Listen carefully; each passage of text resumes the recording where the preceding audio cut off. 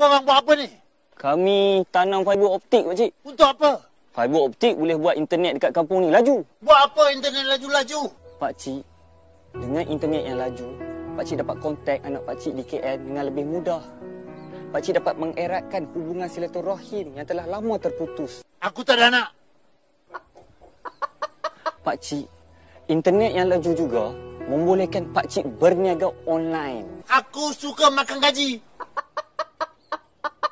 Pakcik mesti suka dengar ceramah dekat YouTube kan? Dengan internet yang laju, pakcik dapat dengar ceramah daripada ustaz-ustaz favourite pakcik. Aku suka ke masjid. Lagi real. Face to face.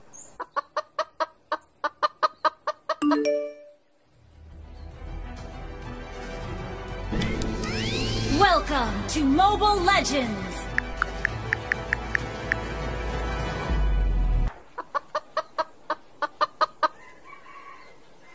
Tanam cepat-cepat sikit.